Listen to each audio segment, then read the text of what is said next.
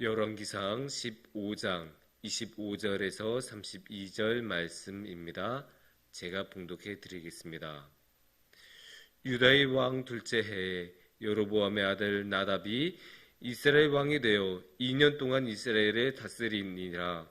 그가 여호와 보시기에 악을 행하되 그의 아버지의 길로 행하며 그가 이스라엘에게 범하게 한 그 죄 중에 행한지라. 이에 이사갈 족속 아히야의 아들 바하사가 그를 모반하여 블레셋 사람에게 속한 기브돈에서 그를 죽였으니 이는 나답과 온 이스라엘이 기브돈을 애워싸고 있었음이더라. 유다의 아사왕 셋째 해에 바하사가 나답을 죽이고 대신하여 왕이 되고 왕이 될 때 여로보암의 온 집을 쳐서 생명 있는 자를 한 사람도 남기지 아니하고 다 멸하였는데 여호와께서 그의 종 실로 사람 아히야를 통하여 하신 말씀과 같이 되었으니 이는 여로보암이 범죄하고 또 이스라엘에게 범하게 한 죄로 말미암음이며 또 그가 이스라엘의 하나님 여호와를 노엽게 한 일 때문이었더라. 나답의 남은 사적과 행한 모든 일은 이스라엘 왕 역대지락에 기록되지 아니하였느냐. 아사와 이스라엘의 바하사 왕 사이에 일생 동안 전쟁이 있으니라. 아멘. 예전에 어떤 고등학교에 선생님이 한 분이 계셨습니다. 근데 이 교사는 좀 특이한 면이 있었는데요. 학생들을 우리는 생각하면 이제 선생님은 모든 학생들을 사랑하고 공평하게 대하고 이런 거를 기대하고 생각하잖아요. 근데 그 선생님은 그러지 않았어요. 그 선생님은 무조건 공부 잘하는 애가 이거였습니다. 그래서 공부 잘하면 무슨 잘못을 해도 쉿 하고 그냥 조용히 넘어가고, 하지만 조금이라도 공부 못한 애가 조금이라도 잘못하면 아주 호되게 혼내는 그런 선생님이었습니다. 여기서 보면 뭘 알 수 있을까요? 이 선생님의 판단의 기준은 공부, 아니 학생이 공부를 해야지 하면서 공부에만 모든 것을 집중하고 공부로 모든 것을 판단하는, 그러니까 기준이 공부가 되는 사람이었습니다. 이런 모습을 우리가 자주 보죠. 우리가 이 기준을 어느 누구나 다 가지고 있어요. 공부라는 기준으로 이 세상을 판단할지는 않을지더라도 어떠한 기준은 우리 모두 다 가지고 있고 그 기준 하나를 가지고 살아갑니다.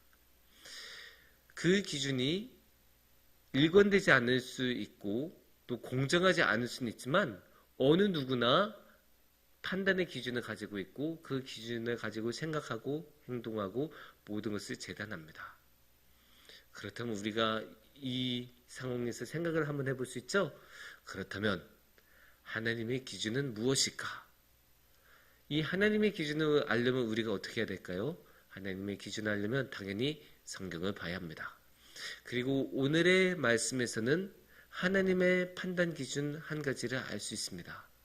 성경에서 말하는 판단 기준 어떻게 되는지 오늘의 말씀 통해 한번 같이 보도록 하겠습니다. 오늘의 말씀은 나답 왕의 이야기입니다. 북이스라엘의 두 번째 왕이었고 그 나답 왕의 행적을 기록하고 평가하고 있는데, 재밌는 게 오늘의 말씀에서는 나답 왕의 이야기를 한다고 하면서도 실질적으로 보면 별 내용이 없어요. 보면 이제 나답 왕에 대해서 오늘의 말씀이 하는 이야기가, 첫 번째로는 여로보암의 아들로서 여로보암 다음에 왕이 됐다.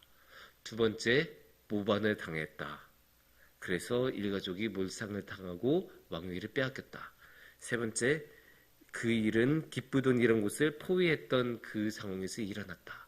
이 세 가지 딱 이야기하고 있는데, 생각해보면 이거는 나답 왕이 뭔가를 했다는 이야기가 아니에요. 왜냐? 첫 번째, 여로보암 왕의 아들이었다. 그 뒤에 왕이 되었다. 이거는 일어난 사건의 일이지 나답 왕이 뭔가를 한 것은 아니죠. 그리고 두 번째, 모반을 당하였다. 모반을 당했던 것도 나답 왕이 뭔가를 한 건 아니고 그냥 당한 일 아닙니까? 그러면 세 번째, 그래도 기브돈을 포위했던 사건은 뭔가 했던 일인데 거기에 대해서 결말도 안 나와요. 뭔가 자세한 설명이 없어요. 그러니까 오늘의 말씀에 대해서는 나답 왕이 뭘 했는지에 대해서는 정치적으로 무슨 치적이 있고 전쟁에서 무슨 공을 세웠고 이런 거에 대해서는 관심이 전혀 없어요. 어떻게까지 이야기를 하냐? 31절을 보면 이렇게 말씀하십니다. 나답의 남은 사적과 행한 모든 일은 이스라엘 왕 역대지략에 기록되지 아니하였느냐. 나답 왕이 뭘 자세인지는 저기 가서 역대지략 읽어. 여기선 그거 다룰 필요가 없어. 그렇게 이야기를 하고 계시는 거예요. 그러니까 뭐냐? 정말로 관심이 없는 거예요. 다른 말로 하면 뭐냐? 판단의 기준이 아니라는 거죠. 우리가 보통 왕을 생각하면 그 행적, 치적이 무엇이 있느냐, 어떤 업적이 있냐, 전쟁에서 어떻게 이기고 경제적으로 얼마나 부흥시켰느냐, 이런 것들을 우리가 보통 생각을 하잖아요. 그런 거 전혀 중요하지 않습니다. 그렇다면 성경에서 중요하게 여기는 것은 뭐냐? 하나님 앞에 올바로 서 있냐, 아니냐. 그거 하나 봅니다. 그걸 어떻게 알 수 있냐? 26절을 보면 알 수 있어요. 26절. 나답 왕에 관한 기록을 무엇으로 시작하냐? 딱 이렇게 시작합니다. 그가 여호와 보시기에 악을 행하되. 다른 모든 거 다 제쳐두고 딱 한 가지 이거부터 시작하죠. 악을 행하되. 그러니까 하나님 앞에 이 사람이 선하게 행동했냐? 악하게 행동했냐? 그거 하나만 보는 거예요. 그래서 그것 하나로 모든 것을 판단합니다. 그러니까 성경의 기준, 하나님의 기준은 하나님 앞에 선을 행했냐, 악을 행했냐, 하나님 뜻대로 살았냐, 뜻대로 살지 않았냐, 이것 한 가지만 봅니다. 여기서 참고로 한 가지를 우리가 더 생각할 수 있는데, 나답 왕 같은 사람은 한 개인으로 평가하지 않아요. 왜냐? 그 사람은 왕이니까 한 국가를 책임지는 사람이잖아요. 그리고 그런 국가에 책임을 지는 사람의 악한 행동은 그냥 자신의 악한 행동으로 끝나지 않아요. 어떻게 볼 수 있냐?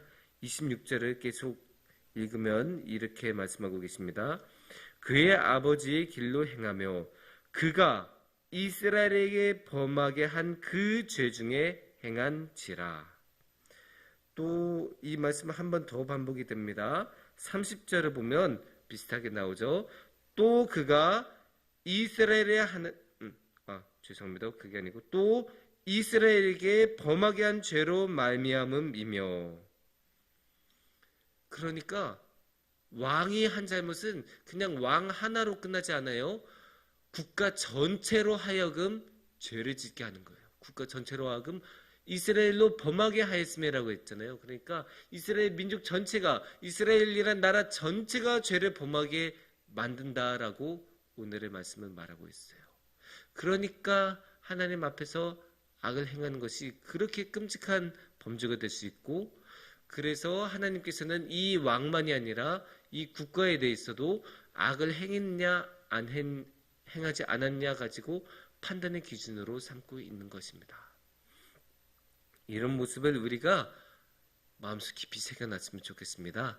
그래서 우리가 앞으로 이제 살아갈 때도 내가 하나님 앞에서 악을 행하고 있는가, 행하지 않고 있는가, 이걸 항상 우리가 스스로 돌아봤으면 좋겠어요. 그리고 우리도 이 나답 왕만큼이나 영향력 있는 사람은 아니겠지만, 우리가 한 잘못이 국가 전체로 죄를 짓게 만들지는 않겠지만, 그럼에도 불구하고 우리의 죄 또한 우리의 이웃에게 영향을 미치고 다른 사람들로 하여금 죄를 짓게 할 수 있습니다. 그거 오늘의 말씀에서 보이지 않습니까? 그러니까 우리도 그걸 항상 염두에 뒀으면 좋겠어요. 내가 한 잘못은 다른 이웃에게도 영향을 끼치고 다른 사람으로 하여금 죄를 짓게 할 수 있구나. 그러면 이 두 가지를 종합하면 어떻게 해야겠습니까? 우린 항상 죄를 피하고 악을 피하고 오직 하나님만 따라가고 하나님의 길을 따라가서 살아가야 할 것입니다. 그렇게 살아가는 우리 사랑하는 성도님들 되시기를 축원합니다. 함께 기도하겠습니다.